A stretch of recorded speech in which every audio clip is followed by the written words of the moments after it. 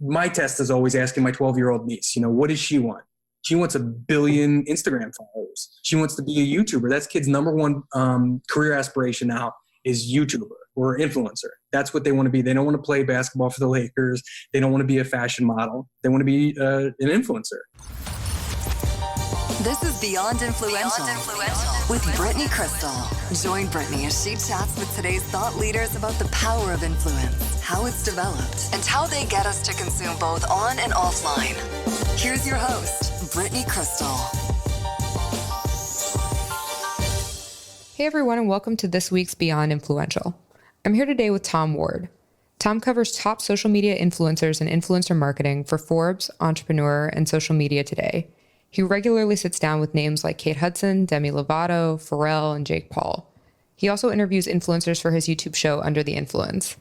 I've been super excited to talk to Tom because he regularly sits down with some of the biggest names online, but he doesn't come from the social world or traditional advertising or journalistic background. So, can you give a little bit of background on who you are and kind of how you got into the influencer space?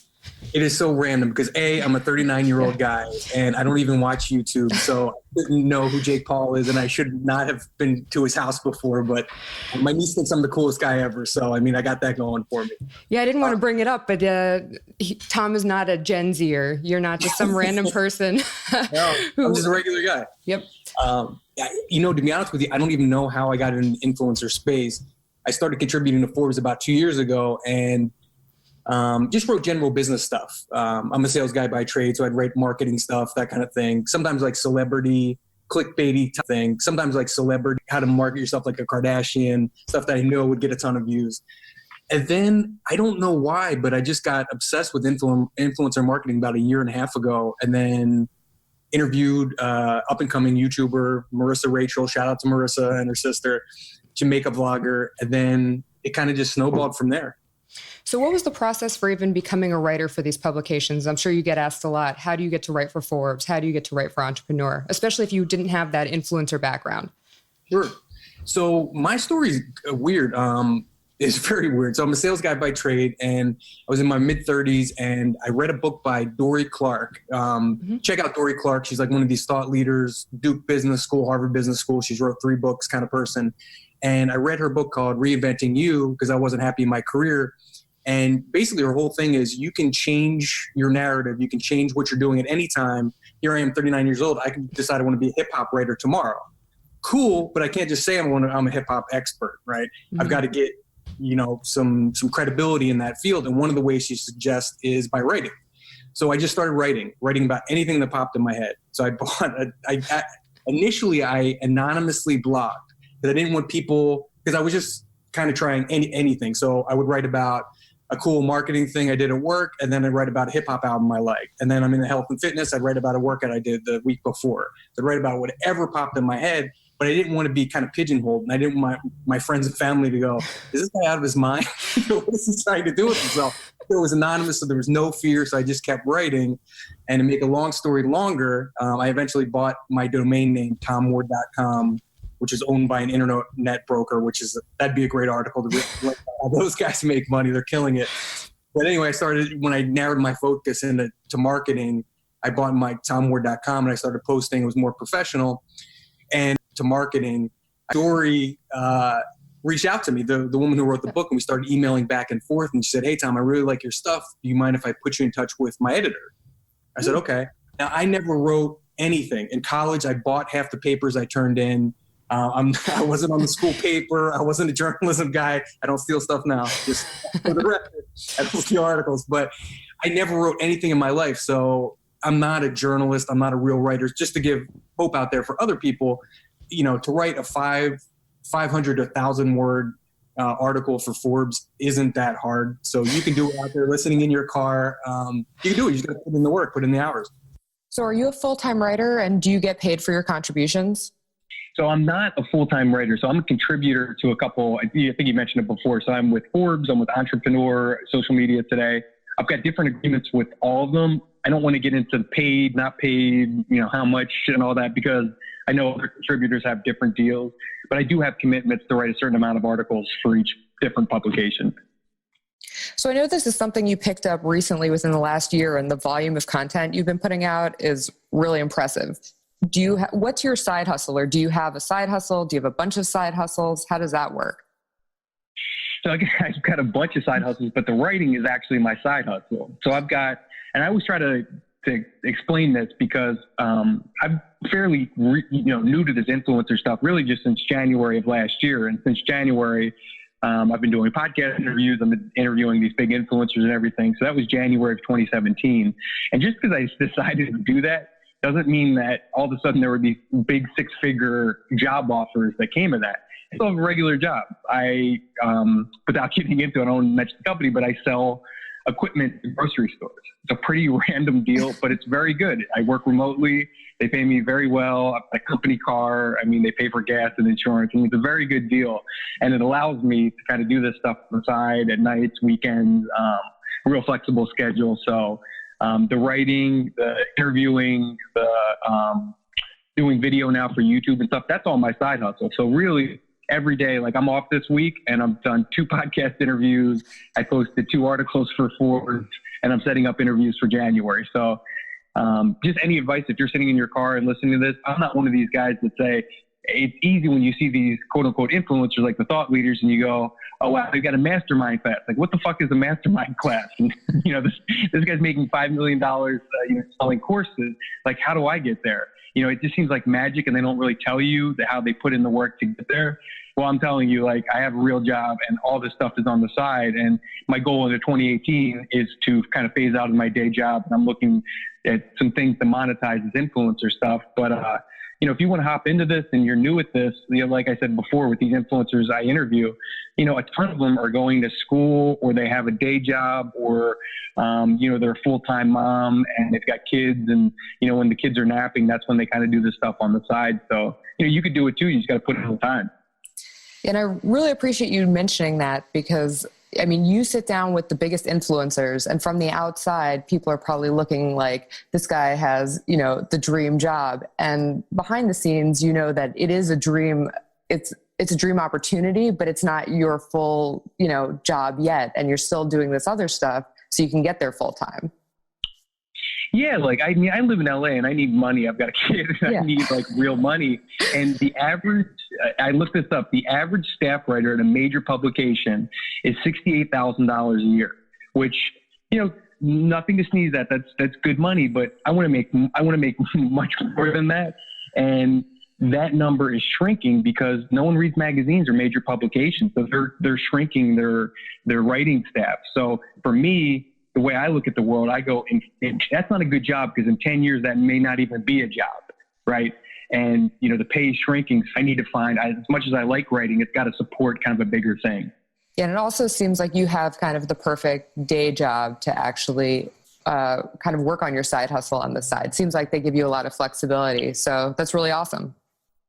Yeah, and just one more thing on that is, a typical day, I took a day off. I took a personal day over the summer, and I went to the Beverly Hills Hotel to interview for the Demi Lovato, we talked about this, her launch party for Fabletics. So I'm sitting there at the Beverly Hills Hotel, beautiful afternoon party. Samantha Ronson was the DJ. She's playing this old school R&B, Jackson stuff. All the beautiful people, models, everybody's there hanging out in the courtyard there. And then literally I have to fly to Austin, Texas to talk about equipment for grocery stores. So, that's kind of, so I'm really living in 2 worlds, but I can never forget that other world, when I'm in Austin talking about grocery stuff, that was what paid my bill. The Demi Lovato thing was cool and it paid me a little bit, but that wasn't enough to support my family. So it's still definitely 2 different worlds. That's amazing. So how is the application process different for a Forbes versus an entrepreneur? Entrepreneur, I don't even remember what the application process was. I just wrote one for them. I think they read something on Forbes, and people reach out to me now and say, hey, could you write something for us? And then I say yeah or no, or I pitch them a couple ideas and say, oh yeah, this one's cool. And but there really wasn't a formal one for Forbes. Now I think about it, it was just stories saying, hey, here's Fred, here's my editor. Shout out to Fred Allen, shout out to everyone. But it was really just, hey, had a quick phone interview with them, and that was it. I just told them a half hour of what I like and pitch some ideas, and I said, okay. So do you end up having to pitch the ideas now ahead of time, or do you write the stuff and then go? No. Like, what's the approval process? There is none. Just to give you an insight. There really isn't. I don't know. There's This is great.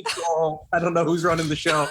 So over there, the way it works is, to give you an insider scoop, and I don't think I'm speaking out of school, is they have a large contributor network. So when you read a Forbes article, 9 times out of 10, that person is not employed by Forbes. I'm not employed. They've got a small staff of writers, which is shrinking because no one buys magazines anymore. So they have all these thought leaders, experts in the field who contribute articles, right, on a freelance basis. So once they approve you, know that you're not crazy, I'm sure they kind of have tighter reins when you start. But now I'm doing an interview with Lily Pons, and she just got me a couple questions this afternoon.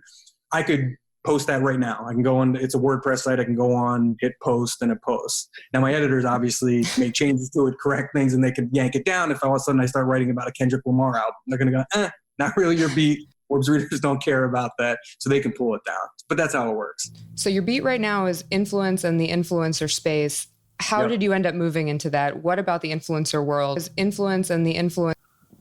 Like I said, I mean, it doesn't make any sense why I got into this world. I interview all the big names. Like I've interviewed Lily Pons recently, that's coming out in a couple of days. King Batch I was with last week. I was with Amanda Cerny the week before at our house filming video interview. I was with Rachel Levin the week before that. She's got like 12 million subscribers on YouTube. She's crazy. Most of these people I sit down with, I didn't know who they were 6 months ago. Now I know because I'm in that world. So again, it doesn't really make sense because I'm not in their demo. My 12-year-old niece is in the Lily Pons demo. That's her fans, right? Not me. So the way I got into it, like I said before, was I was just I'm obviously interested in marketing, and just to see kind of the trend and just the engagement and effectiveness of influencer marketing for advertising. And it really is the most effective form of advertising out there. We have DVRs. You don't watch commercials anymore. I've got satellite radio, listen to Howard Stern. I don't have to listen to anymore. I've got, streaming services, HBO Go, Netflix, whatever. So there's no ads in my day-to-day life. Sure, there's product placement in some of the movies and some different avenues, but influencer marketing is really the way to go. And like a perfect example, I'm blown away. I'm so obsessed with this. Follow Daquan. He's like the funniest guy out there. But he's like a fuck Jerry kind of guy, the fat Jew, comedy memes. And I saw one the other day that he did and it was a picture of a guy getting like a short haircut, and the barber had the clippers out. And it said, when your barber took AP geometry. And then it had like shapes of like a triangle and a square on his face and these intricate patterns. So I laughed, but then I looked, and it was a sponsored post by the Clipper company. Ah, I mean, smart. Did it say paid sponsorship? Like, was it in that headline area? No, it didn't have the sponsored post thing like they do on Instagram. Mm-hmm. It was just, I think they just tagged them, and I think they put hashtag ad on it. Okay. So anyway, I was just kind of obsessed, and I'm still obsessed with it. And the way I got into it was I wanted to sit down with an influencer. So I reached out to a couple of the big self-serve platforms. Without boring you to death, there's like FameBit, and there's all these self-serve platforms that if you're usually a smaller influencer with like 10,000 subscribers or followers, you can go on there. It's like a classified. It's a brand will post, hey, we're looking for this. And then I'm a makeup vlogger, and I can go on and fill it out and apply for it. Anyway, I got in touch with the founder of that company and founder of Style Hall and talked a little bit more about it. And then they put me in touch with influencers to actually sit down with and talk. And it's kind of spread from there. Now I'm like a go-to guy for influencers to sit down with and talk biz, which is wild. So were you going to big influencers right out the gate, or did you start small? Okay. No, who did you start with? No, she would never. I started out with that, what's her name? Marissa Rachel, the makeup vlogger, who was big at the time. She now she has 2 million subscribers on YouTube, but at the time I think she had like 600,000-700,000. And it tripped me out. I was impressed right off the gate because I interviewed her. I didn't do video, but I just sat down with her in a coffee shop. And it was her and her sister. Marissa's probably 21, and her sister was, 23. And they were sitting there, and they looked so cute. They were dressed up, and then they had like a little place card. It said, YouTuber Marissa Rachel, sitting in the middle of the table. And I was like, look at this girl. Like, she's on point. She's 5 minutes early, super professional. So, people who rip millennials and stuff or Gen Z and say they're lazy, that's not true with influencers that I've experienced. These people That's not at all. Like, I'm sure you've interviewed a guy like Jake Paul. I'm sure Jake Paul works 20 hours a day, constantly. Every day. So what's your balance of kind of inbound at this point versus outbound pitching? And can you talk a little bit about successful versus non-successful pitches, even that you've heard, and also even your outbound to these people? Sure. So inbound, and I'm not a huge writer or anything. Visit www. I don't know why you say that. Visit tomward.com. See all my articles. And there's actually one on like advice to PR people for bad pitches. Like, don't make these mistakes. Please tell us. They're horrible. Everyone's horrible. The only pitch, people are idiots. I don't know why they send these pitches. It's something I don't even cover. Two, it's something a reader no one would be interested in it. The person pitching me the story wouldn't read the article about what they're pitching me. So why are you pitching me this? Like, they're maddening. Like, one I just recently got that stuck out was like an ex-NFL player who I knew, like, I didn't know personally, but I knew who he was. He was starting like a travel destination vlog kind of service, like where you would say, I want to go to India, and you would go to Joe football player's site, and he's got the India package, and it's got the hotel and the flights. And so he's supposed to be this expert. Was he a travel expert, or he's not even? No, he's just a tight end in the NFL. No, he can catch footballs. Like, he should have a catching football blog. He needs a strategist. If he needs somebody, he needs to give me a call. That's so ridiculous. And I tweeted an article at you not too long ago about people paying for coverage in places like Forbes and Entrepreneur and Inc. And I mean, it seems like such an obvious thing to do. And depending on how much writers make, especially a lot of these free contributors, why wouldn't you take kind of the money? Have you ever been offered anything like that? Sure. Yeah. But it would be, I read the article, and the article was real good. And I 100% believe that. I do believe that even some paid contributors, why not, would take, hey, here's $5,000 or here's tickets to whatever to write about this. Yeah. Just drop a name. Of course there's people who do that. For me, it would stick out like a sore thumb. Like, for me to just all of a sudden write about, I'm interviewing Lele Pons, and then my next article is about this NFL player's travel site. It would be so obvious that I'm accepting something in exchange for doing that article. I mean, that makes a lot of sense. So the people that you're interviewing are really high level. Influencers and celebrities are influencers. Not all influencers are celebrities, but you're at that level. And so are you dealing mostly with PR people and agents and managers when you're reaching out, or what's an effective pitch to these people? Well, it depends. It depends on the influencer. Like Shane Dawson. I don't know if you know Shane. He's super funny. He's been around for a while. He's like an influencer who has grown, where a lot of times when you look like, hey, where did that YouTuber from 4 years ago go? Like, they're kind of, I don't know, holding up a sign on the freeway exit, but Shane has actually grown. And with him, I just reached out on Twitter. It was his birthday or something. I said, like, hey, happy birthday, Shane. We should talk for Forbes. And then he just messaged me. And then I said, I messaged him back. He said, or he didn't even message me. He tweeted me back. He said, yeah, hit me up. And then I tweeted him and I said, no PR person, no PR person. And he actually said, what am I, Beyonce? So were you verified at that time? I was verified. Verified is key. Okay, so that's a big thing. And then you can't just tweet at somebody. You can just tweet at somebody and maybe they notice it, but the verification has been big. It's huge. And if you're not verified, what it does for you is you can sort by verified people. So like your notifications, so normally a notification just looks like you hit notifications and it said Joe Schmo like this post, so-and-so retweeted your post, whatever, cool. There's another one if you're verified next to that and it said verified notifications. So you can kind of eliminate the riffraff. So only the special people get to talk. You get to talk to the special people, and the special people get to talk to you. It's like the VIP line, yeah. So then if I sort that way, it won't be as many. Obviously, it'll be 5 notifications. Shane Dawson like this, and then 2 days ago this one like that.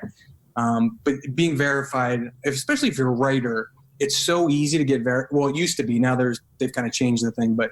If you're a writer or you're, podcast or something like that, Brittany, if you're not verified, shame on you. You should be verified. No, I need to get that verification now. You made me feel, now if I comment on your stuff, I know I'm in this other pile that you're not going to see. So what is your strategy then for reaching out on Twitter? Is Twitter the platform that's really the best way to get 100%. attention? Yeah, because think about it. I crept your life. I looked you on Instagram, right? You've got a big Instagram following. People don't respond to Instagram comments. You might, but most people don't. I do, because the comments are just Especially messy. if you're That's a woman. You're getting probably creepy comments and stuff, I'm guessing. Yeah, and just the like conversation is just so much easier to follow and threaded in Twitter. I know Instagram's made changes, and I've talked about that before, but it's just not the messaging platform that it should be. Twitter really is. Twitter is your best chance to reach a celebrity. If you hey, at Kevin Hart on Instagram, he's never going to see it. He probably won't see it on Twitter either, but the odds are better. Like, I've had The Rock retweet one of my articles. Oh, that's cool. Rock, he gave this inspirational speech on Ballers, the TV show that I really liked, and I wrote something on my blog, tomward.com, see the article. And I just said, hey, at The Rock, loved your speech last week. I wrote an article about it, and he retweeted. He said, like, hey, thanks, brother. But if I would have, it would have been a good test. I could have posted that on Instagram, and he would have never seen it. So, and plus it's easier for him to share that on Twitter than, what's he going to do? He's got to get the stupid repost app or something for Instagram. They're never going to do that. So Twitter's the best way. It's really the only way to reach out to celebrities, other than you are. So how many people are you reaching out to a day or a week? My ratio is pretty strong at this point. So really, like, everyone I reach out to gets back to me now, which is wild. Like, Carly Bybel, I was just messaging. I love her. Bella Thorne, I was texting yesterday. And it was as simple as I searched for a picture for an article in Getty Images, which is what Forbes uses for pictures. I typed in influencer, and then Bella Thorne's picture came up. I'm like, oh, that was a good looking picture. So I put that in. I just tweeted her and then said, hey, we should talk for Forbes. She messaged me her number, and then we just started texting. Like, it was that quick. So now I don't reach out to, I reach out to only the people I really want to talk. And there's a 2-phase approach. I reach out to the big ones. I want to sit down and get video with them 100%. Because if I don't get video with them, it's a waste. Okay, when you do video, who is doing the video? Is Forbes or Entrepreneur giving you a video team, or are you hiring your own person? That's a great question. Sometimes Forbes, shame on you, because they didn't film my last, I'll put them on blast, they didn't film my last 3. And they're so short-sighted and stupid, because my last 3 interviews were Rachel Levin, who's got 12 million subscribers on YouTube, Amanda Cerny, who's got 18 million followers on Instagram, and King Batch, who was like the #1 viner of all time, and he's got a little less than Amanda, but like 15 million followers on Instagram. See, so that kills me. Wasted content opportunities kill me. And then I've also noticed that they don't always give you credit when they're retweeting. I've noticed you call them out for that. I'm sure that's a pain in the ass. Forbes, I mean, forget me. Of course, I've got an ego. I want to be on camera. I want to get as much exposure as possible. Sure. But forget me. It's short-sighted, because those are guaranteed views.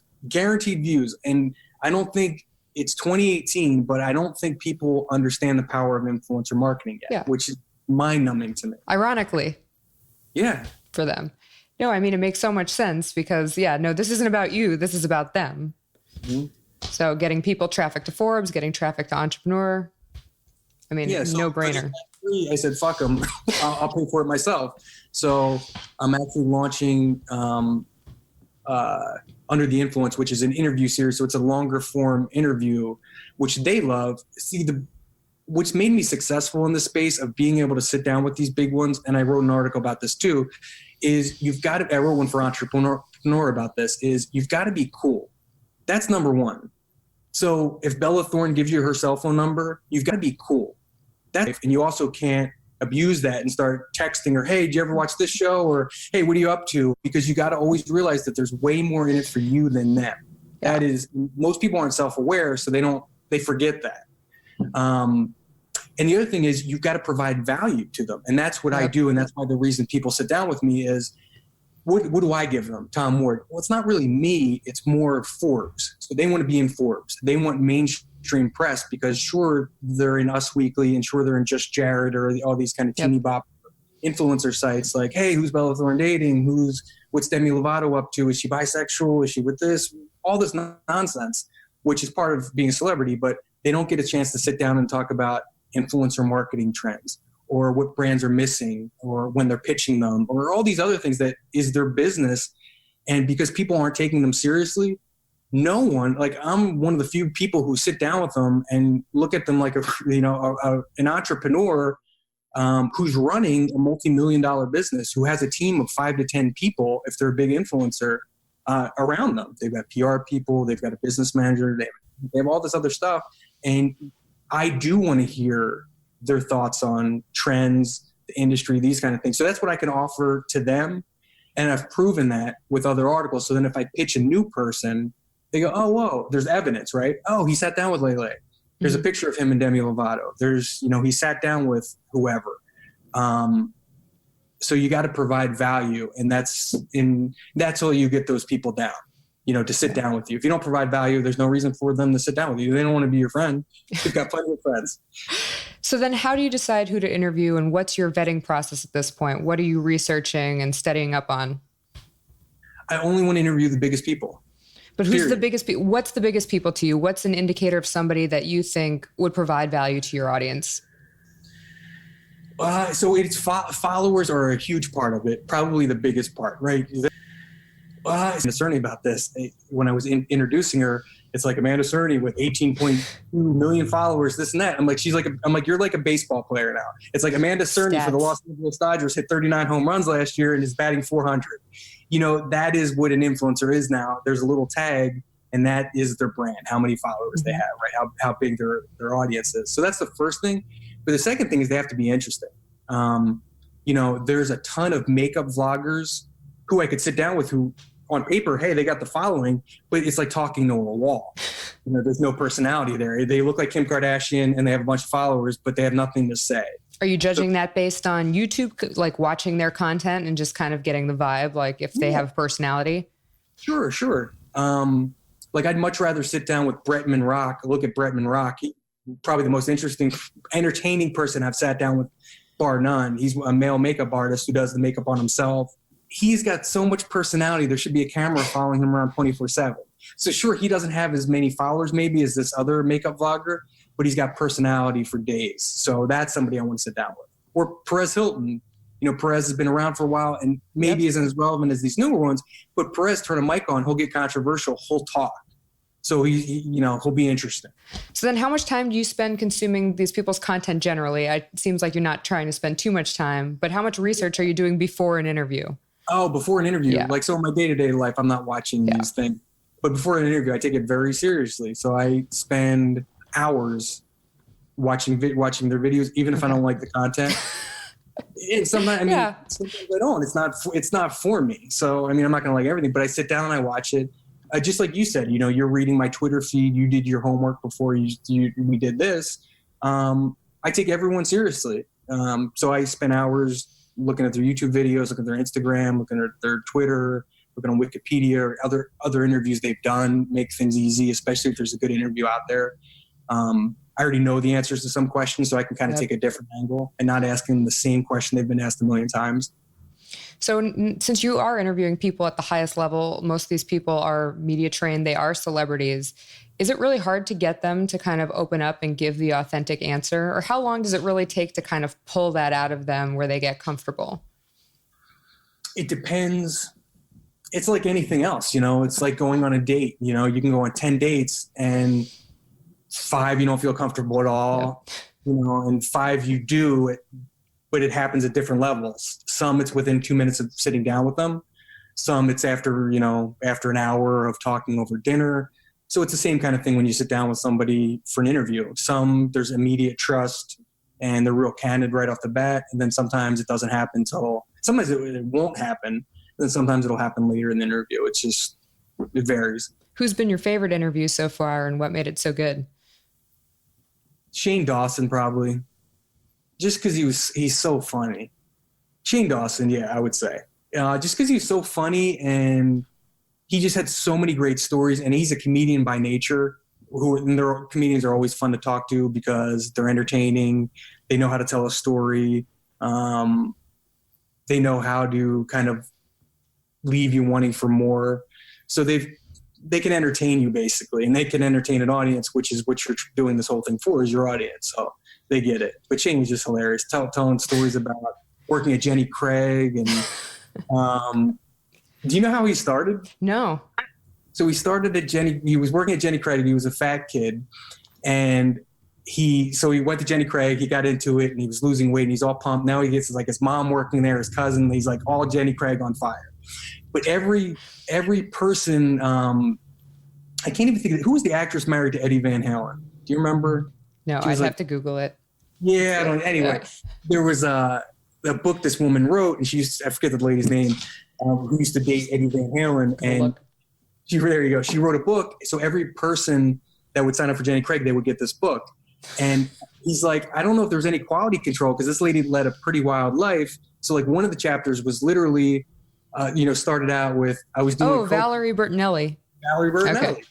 So he's like, one of the chapters is literally starts with, I was doing coke all night and I woke up with a penis in my mouth. And he's like, my customers are like grandmothers. He's like, did anyone at corporate read this book before he started handing it out? So his claim to fame was he had these old ladies read chapters and excerpts from the book, and he filmed them, which was hilarious. Who doesn't want to hear an 80-year-old woman talking about cocaine and blowjobs? So that was his claim to fame. And then he ended up getting fired by Jenny Craig. But that was his first comedy video, and it kind of was a hit right out of the gate for him. But stories like that, I mean, I could sit down and listen to them all day. So I won't make you name names, but what made the worst interview the worst? I can't even really say that I've had a bad interview, because everyone has a story, and it's your job as the interviewer to figure out what that is. So no one's been horrible.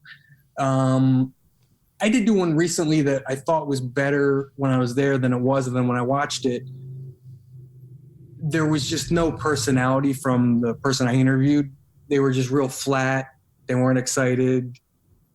So it didn't translate too well. But they had very interesting things to say, but it just didn't work for whatever reason. But I mean, that's, if you want to call it the worst, like those kind of the worst, I guess. So you have a lot of transparency into, researching these people and the brands that they're working with. Which industries right now are really using influencers effectively, in your opinion? Makeup. Yeah. Beauty. I'd say beauty is too. I think beauty does such a great job, but I also think that has to do with margins on beauty.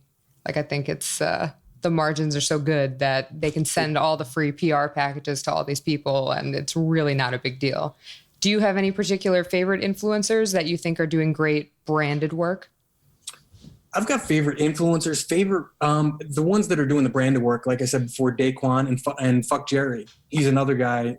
It's a team of 20 people. Elliot founded Fuck Jerry, but they're doing it so interesting because they're on brand all the time. So I don't know I'm not an advertising guy. I don't know how effective those ads are, though, if I think about it, because like that Clippers one, right, where the guy was doing the haircut and it was an ad for the Clippers. When I saw it, I was like, wow. And my wife was here, and her cousin were over the house, and her cousin's like 27 and follows Daquan. And I was telling them about the ad or the post and how it was actually an ad. And both of them saw that post, and neither of them knew it was an ad. Which is great. I think that is great, but who's buying the clippers? Like, as a man, are you cutting your own hair? Are you buying those clippers? Is it for barbers to actually buy the clippers? Like, who is that audience? Like, it's an interesting integration, but who is the end consumer on that? Probably barbers and guys who cut their own hair. Probably younger guys. I guess I'd have to I guess I would take that and then try to, like, I don't know, run some Facebook campaigns for like barbers in certain cities or people who identify as barbers. See, that's where it gets complicated. Like, that's cool. That's great. But yeah, where do you go from there? Where makeup is so different. Like, I will buy based on somebody's recommendation if I trust them, which is the whole influence thing generally. But clippers would be a harder sell. And men don't buy shit. Yeah, and is there really like a barber influencer? I'm bald, so what do I know? But there are a few. My boyfriend watches a bunch of guys who do their hair, and he bought some crap. I think that there is a market for that, but I don't know if he'd buy clippers unless, I don't know. I mean, like, these clipper people do need to get their name out somehow. So if they can't get it done this way, we are talking about it. See? But we're not naming the clippers because I don't even remember the name of the clippers. Okay, that's bad. Yeah. So We should look up what brand that is. So who's next on your list to interview and why them? Like, what's my dream list of people to interview? I think I want to do another one with Jake Paul, because before I interviewed him at his house and I didn't do video, I want to do a video with him. So I'm going to sit down with him again in January. I've got Bella Thorne coming up, Cameron Dallas, if you know who he is. Got him coming up in January. I've sat down with most of, the dream. They just keep coming, I guess. It's like magic. It's wild. So which platform are most of these people coming from? Do you have your eye on any particular platform? Was it Instagram, now moving to YouTube? Where are these people? YouTube and Instagram, where are they at? They're where they can make money. That's what Snapchat hasn't figured out yet. Oh no, they've done an awful job. Awful job. So the influencers are still where they can make money, which is YouTube and Instagram. So that's where they're at. That's where they live. So 2018 to you is still YouTube and Instagram as far as that's concerned? Sure. I mean, everybody says that Musical.ly is a trend and all these other ones, but that's where, if my test is always asking my 12-year-old niece, what does she want? She wants 1 billion Instagram followers. She wants to be a YouTuber. That's kid's number one career aspiration now is YouTuber or influencer. That's what they want to be. They don't want to play basketball for the Lakers. They don't want to be a fashion model. They want to be an influencer. And to them, that's Instagram and that's YouTube still. I was at a party. I was talking to, he must have been like 10 years old. And what kind of party was this? It was actually like a baby shower. So there was a child there. And I was talking to him and he said he had a YouTube channel. I actually subscribed in front of him because he guilted me into it. But, he was like, I really like talking about football, but my friends will make fun of me. And I was actually encouraging him. I'm like, if you want to talk about football, talk into the camera, give your thoughts on football, and there will be people out there who will like it and support it. And then we'll talk about strategy when you get a little more advanced. But I do think that's what's happening right now. And I guess the best thing, in my opinion, for them is probably to encourage them to do it responsibly and to not, now my current job didn't exist 5 years ago. So who am I to tell anybody that dream doesn't make any sense? I think you just need to be smart about it. So I don't know if you're encouraging your 12-year-old niece to vlog or anything. That could also get annoying. Yeah, it's funny. I follow her on Instagram. She's a baker. Like, she's into baking cookies and she's incredible cakes and she makes money. Like, she does good work, but she's also a cute kid in the neighborhood. So a mom will give her $20 to make a cake and stuff. So there's some of that, but she's got a beautiful Instagram page and I'm all for hustlers. So I'm all for, if she's into it, make the best baking YouTube videos you can. Make the best, because that is a career. Like, there's no reason you can't just do that. Do what you love, like, every day. Why not? So what's the most important thing you've learned from interviewing influencers? What's kind of the common thread that they all have? Personality. Every one of them, whether they're funny or they're sarcastic or they're a jerk, and that's a great thing that people don't talk about is the villain character. They make the most money. You look at the highest paid athlete the last 2 years was Floyd Mayweather. And he plays the villain better than anybody. And he's making money. Jake Paul, same thing, right? He's not necessarily a villain, but he's kind of way over the top, kind of a jerk, kind of a bro. Mm-hmm. And he's, just bought an $11 million place in Calabasas. So they all have personality and they also all have a character, which I think we kind of give mixed messages when you're talking to kids and aspiring YouTubers and stuff. You want to say, just be yourself. Just be yourself. Bullshit. Don't be yourself. Because like us, right? When we started talking before this interview, we talked different than we're talking now. We talked a little quieter, a little slower. But when the mic's on, you want to be more animated. You want to talk quicker. You want to be more engaged, right? And it's the same thing with YouTube. When you flip on the camera, you should still be yourself in some way, but you should be a more animated, interesting, personable, funnier version of yourself, right? You should be a character. And all of those people, when the camera goes on, they kind of go into a different person. So that's what they all have in common too. So what do you think the secret to influence generally is? Influence is and you do this all day. You have a podcast devoted to it. Influence to me it can mean a million different things. Like in my world, what I do, when I talk about a quote unquote influencer, I'm talking about a YouTuber, an Instagram star. I don't really get involved with the marketing nerds, but they are an influencer. Neil Patel is yes, he is. my nephew is an influencer. Like, he's kind of a cool kid who's into sneakers and stuff. So when he tells his buddy or his little brother, like, hey, these are sneakers to buy, like, he's an influencer. So it can mean he or his little brother things. But I think the thing in common with that YouTuber who's got millions of fans or my nephew who's talking to his little brother is they have credibility. So the little brother will look up at his big brother and go, yeah, he's cool. And he wears a lot of sneakers. So he probably knows what he's talking about when he's talking about sneakers. And the same thing to that makeup vlogger who's got millions of fans. She's got credibility to that little girl in her room going, man, her makeup looks so good. She's so pretty. She's got all these brand deals, all these famous friends. She must know what she's talking about. So I think in any field, it's credibility. Or Neil Patel, right? He's built a certain brand for himself. He's built businesses. There's evidence to say, hey, he knows what he's talking about when it comes to marketing. I definitely think there's a loyalty and trust aspect. Even now I'm thinking about some people in my head who I won't necessarily name. It's credibility to the audience that they're targeting. Like even people who aren't technically credible in certain entrepreneurial spaces, for example, whatever it is, the story that they're telling, they can do it in such a way that they are credible to a certain segment. And that's what it is. Mm-hmm. So I completely agree with you. And I think, and I'm with you, and I know I can guess we can talk about some of the people you're talking about. But a lot of those, when I see them, I said, if they were so great, like, why are they even talking to me right now? Why aren't they on an island with their billions of dollars, right? Almost like that, those who can't do teach kind of thing. And that's what it says to me is if you were so great at making money, you would be trying to make more money and not trying to sell me a stupid book or a stupid online course. So I'm very, and I don't know if other people look at it that way like I do, but I'm very skeptical of those people, I'm definitely skeptical of those people, but then I see someone, like I worked for Gary Vaynerchuk, and he is very different because he actually really loves to work. I know he has aspirations to have billions of dollars to buy the jets, but he genuinely loves to work. But I know that these other people are selling this lifestyle that is like, if you follow my course, if you buy my book, if you do whatever, you will get to be on an island. And no, they're not on that island at all. No. So I'm with you on that.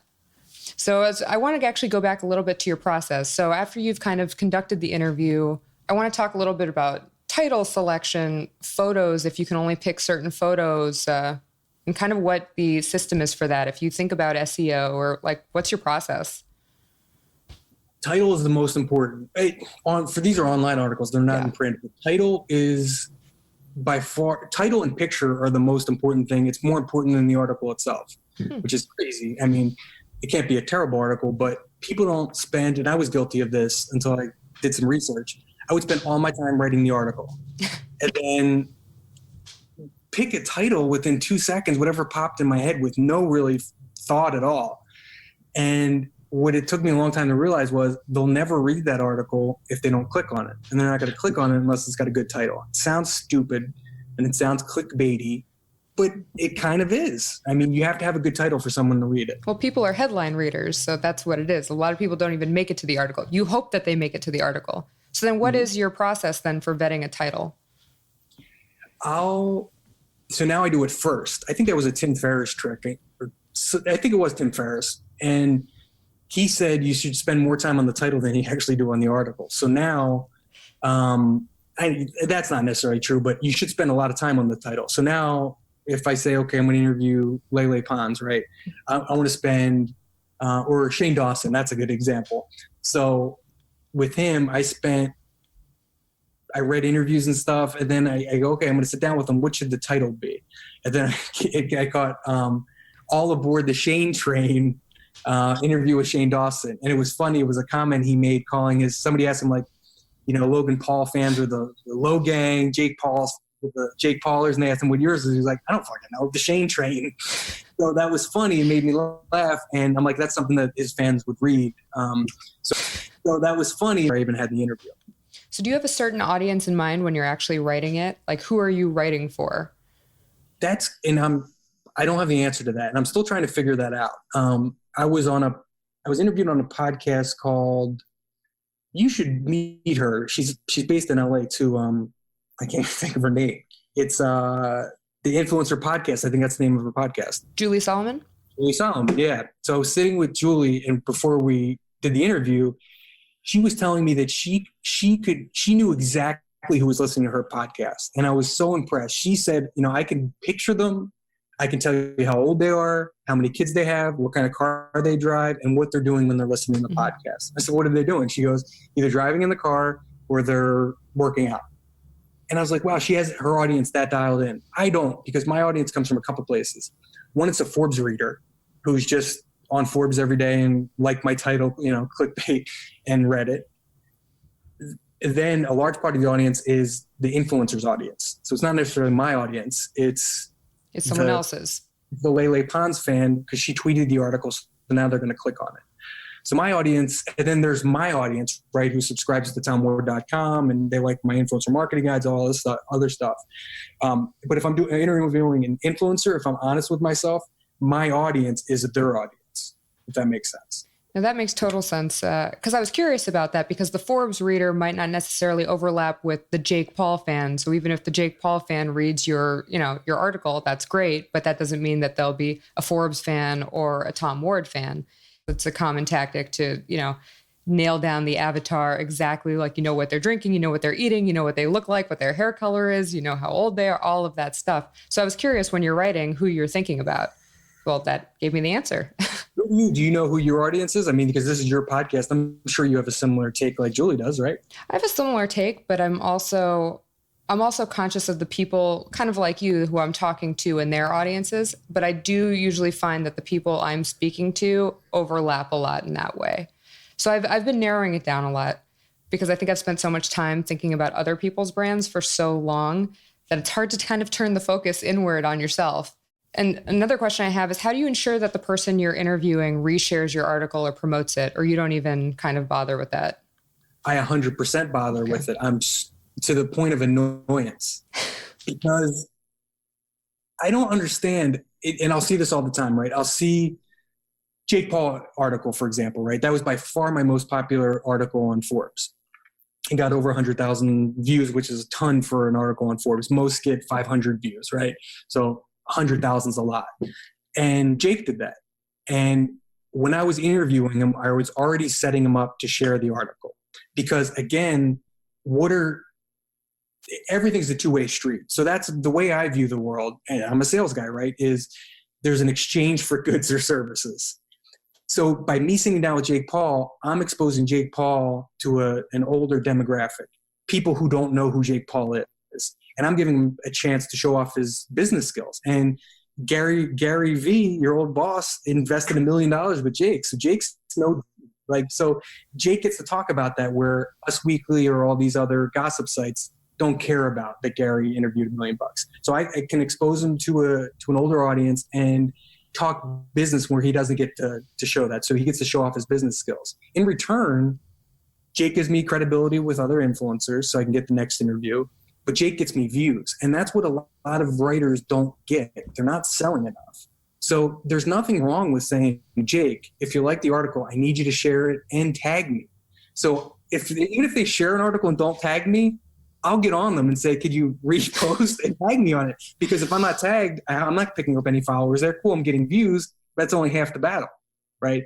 If Lele Pons shares the article, which she'll share this next one, I want her to tag me because I want some of Lele Pons fans to come over and see me. Now, there's not much of an overlap there, but the net is so wide, right? I just want a couple to sneak out and kind of go over my way.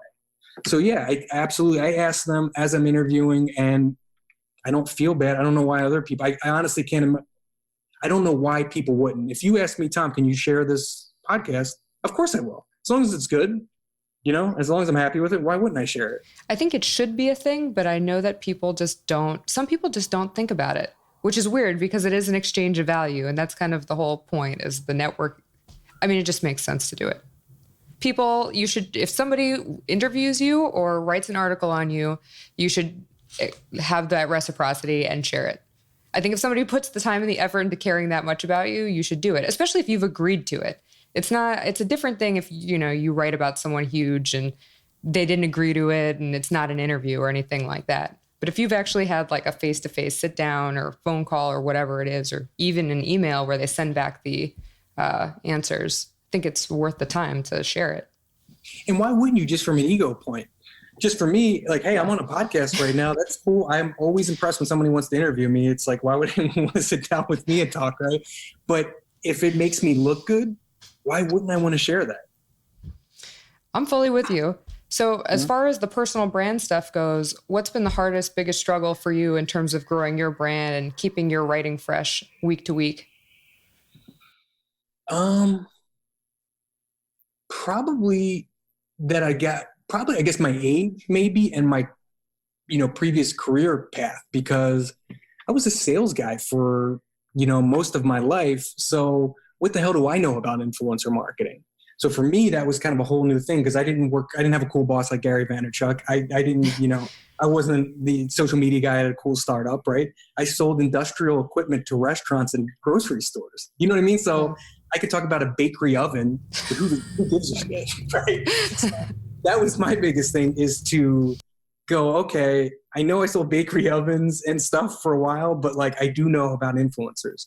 So take me seriously. So that was kind of the biggest, I guess, hurdle for me. So then how are you splitting time with your personal brand? Are you making kind of separate content for TomWard.com, or is it kind of just the Forbes stuff feeding into the personal brand, or how's that working? Yeah, I don't have time to do separate, TomWard.com articles anymore. So on there, I have old articles like pre-Forbes. And then basically what I do is I just share the Forbes article and put it on there, because Forbes makes it so tough to subscribe. It's not easy just to follow Tom Ward, the writer. Mm-hmm. You've got to log in. You've got to create an account. It's just a huge headache that no one will do. So it's a lot easier just to go on TomWard.com. You can follow me, and then you'll see a video interview that wouldn't necessarily be on Forbes. This podcast interview I would put up so they could see that. So you can see everything me on there. So yeah, it's the Forbes stuff. It's Entrepreneur, Social Media Today. It's all that stuff just in one place. And that is, for you listening in your car out there, unless you have a real common name, John Smith, somebody owns John Smith, right? Someone actually owned Tom Ward and I had to buy it from him. But that is the most important thing, right? Is that's your brand, and if you've got to change it and somebody owns Tim Smith, maybe you have to be Timothy Smith and buy that because it's available. And maybe you have to change your name a little bit. But that's your real estate, and that's going to be your real estate 10 years from now, 20 years from now, 40 years from now. You need the .com. You don't want the .net. You don't want the underscore. You don't want the dash. You don't want any of this bullshit. You want your name .com. And that was the biggest investment I ever made, and wasn't cheap. It cost thousands of dollars to buy that. And my wife thought I was crazy, but that was the best investment I've ever made, because that's my part of the internet. And that's where you go to find all things me. Like when we get off here, I'm going to say, go to TomWard.com. I'm not going to say, we'll say follow me on Twitter, follow this and that. No, there's just one place to go to get all of that. All my social media is on there. Everything I do is on there. How to get in contact with me is on there. It's just what you need to do in 2018. So have any of the influencers given you any advice that you've been applying toward your personal brand? I'm not an influencer. I know that, and I'm not self-delusional. I don't think I'm going to have a brand deal or, be the newest member of Team 10, Jay Paul's crew, the oldest guy in the crew. You could be the old guy. I could be the old guy. Why not? It's a trip. Last week, it was a pretty funny video. I'm going to do it in January, but the first girl I interviewed, Marissa Rachel, who now has 2 million followers, she shot me a note and she said, "Hey, I've been reading your articles. It's crazy the people you're sitting down with. Like, you've got to that level in such a short a period of time." She goes, "I think it's time for you to put the camera on yourself." And I don't like that. I like asking the questions. I don't mind being on camera, but it's like a means to an end, right? I want to sit down with this person and interview them. If I've got to be on camera, I'm going to be on camera, right? I don't like people asking me the questions. I don't like to have a camera in my face, or tougher than that, have no one asking questions. I have a camera on, I'm looking at it, and I just have to speak. It's terrifying. So that's what I did. It was funny. Two, girls in their early 20s said, "Okay, Tom, go." And then I would stutter, and then my head's greasy, so they're putting powder on my head, and I'm chewing gum. They tell me it was like a funny kind of video. But yeah, they've taught me so much. I learned from everyone, from like a guy like Jake Paul. Promotion, your old boss, Gary Vaynerchuk, always hustling. That kid hustles more than anybody. He moves more merch, and he's always selling. link in bio, bro, link in bio, bro. You're going to hear it a million times. And that's how he's buying $11 million houses. And there's nothing wrong with that. His fans want to buy that sweatshirt. So why not sell it to them? So then how much time do you spend actually distributing your content versus creating it? I'm not the best distributor. I spend more time creating. And I know some rules say, it's 20% content creation, 80% distribution. That's what I hear. I don't believe that. To me, maybe because I have other sources of income, I'm not 100% reliant on this. So to me, it's all about content creation. I don't necessarily need to make, AdSense revenue. It doesn't have to be, out of the park for this, right? So for me, I probably spend 60% creating content, 40% distributing. So then what's the dream for you, and what other projects are you working on? To be honest with you, my dream is two things in 2018. I want to write a book, and I just want to have a weekly video interview series. That's it. Forbes doesn't want to pay. I'm paying, and I am paying, and I'm going to do it myself. I just want to sit down because I'm so passionate about these influencers, and I love them. I really do. I'm just so impressed with them. The Merrill twins.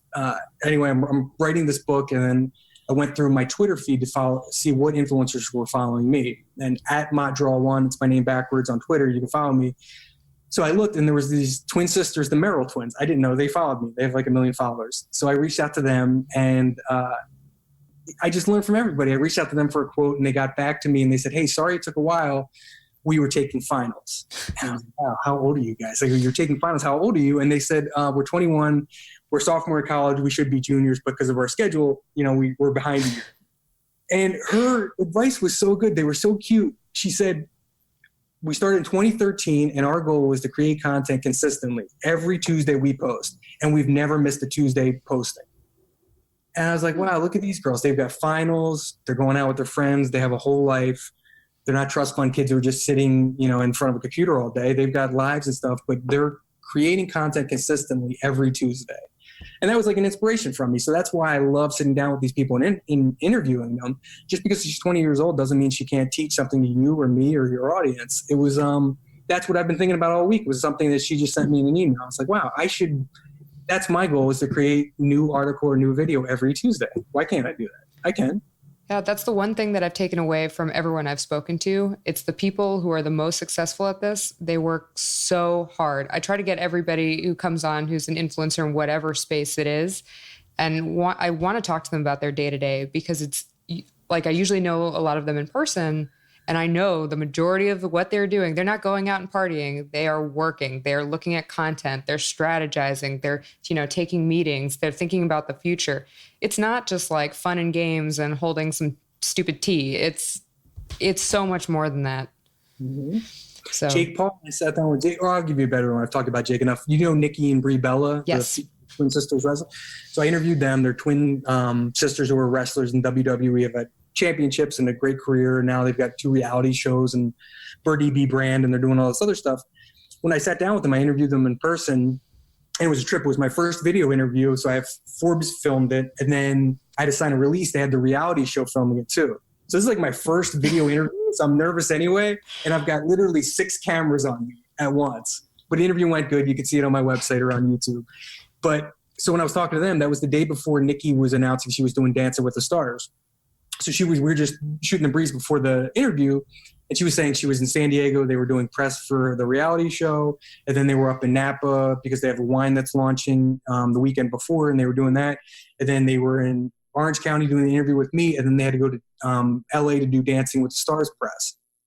But anyway, like the previous 3 weeks were like nonstop, and they look beautiful. And I said, okay, how are you working out? Because you don't look like this without working out. Like, how do you find that? And Brie laughed, and she said, we were in New York 2 nights ago, and I've got a ton of girlfriends there, and I had dinner with them, and then I left because I had to go back to the hotel to work out. Now, I would love to sit and drink rosé with them, and they hung out there till midnight. I couldn't do that. I had to go work out. In my experience, these high-level people are high-level for a reason. When I sat down with Jake Paul, it was at 10 o'clock at night on a Sunday night at his house because that was the only time he could do it. And he sat down with me for an hour and talked. but it was important to him, so he made the time. So all these people, all these big influencers are putting in the work when others aren't. You see how, I mean, as you get bigger and bigger and bigger, how all these other things require your attention. I'm sure Jake has, he's got all the people under him, all of his team. He has to at least check like quality control, everything. Then there's merch. What if things don't come right off the assembly line? Do you have the right manufacturers? There's literally every aspect of his business has nuances that he probably can't outsource right away to everyone. I mean, I expect him to have an even bigger empire than he currently has over the next few years.